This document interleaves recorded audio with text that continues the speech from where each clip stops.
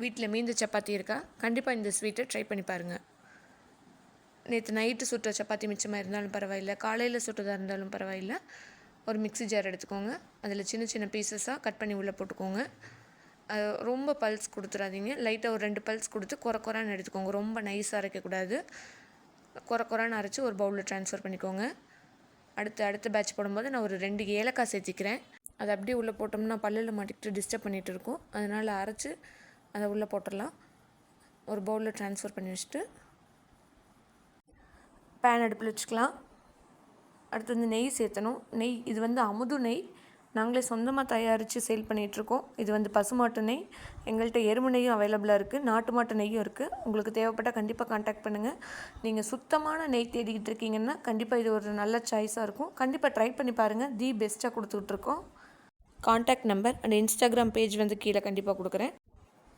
பேனில் நெய் கொஞ்சம் விட்டுக்கலாம். நெய் நல்லா சூடானதுக்கப்புறமா அதில் நம்ம அரைச்சி வச்சுருந்த அந்த சப்பாத்தி கிரம்ஸ் உள்ளே போட்டுக்கலாம்.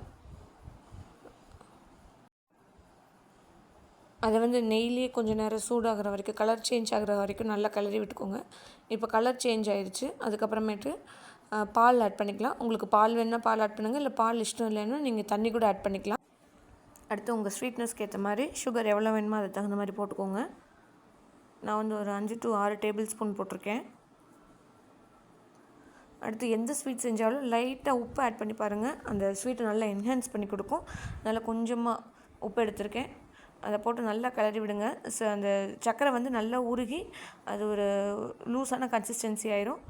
நல்லா கிளறிக்கிட்டே இருந்தீங்கன்னா அது வந்து பாத்திரத்தில் ஒட்டாமல் வரும். அதோட போதும். நீங்கள் சிம் பண்ணிவிட்டு அடுத்து இன்னும் கொஞ்சம் ஒரு 2 டேபிள் ஸ்பூன் போல் நெய் ஆட் பண்ணிக்கோங்க. அந்த நெய்யும் சேர்த்து நல்லா எல்லா பக்கமும் படுற மாதிரி நல்லா கிளறி விடுங்க. இந்த மாதிரி கிளறிட்டே இருந்திங்கன்னா எங்கேயுமே பாத்திரத்தில் ஒட்டாமல் கிடச்சிரும். அடுத்து ஒரு தட்கா பேன் வச்சுக்கோங்க. அதில் 2 டேபிள் ஸ்பூன் நெய் ஆட் பண்ணிக்கோங்க.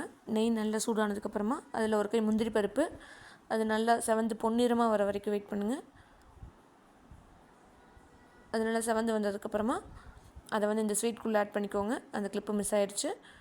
நல்லா கிளறி இறக்கிட்டிங்கன்னா ஒரு சூப்பர் டேஸ்டியான left over chapati sweet recipe ready. இது யாருனாலையும் கண்டுபிடிக்கவே முடியாது, சப்பாத்தியிலேருந்து நம்ம செஞ்சுருக்கோன்னு. கண்டிப்பாக ட்ரை பண்ணிவிட்டு எப்படி இருக்குன்னு கமெண்ட்ஸில் ஷேர் பண்ணுங்கள். பாய்.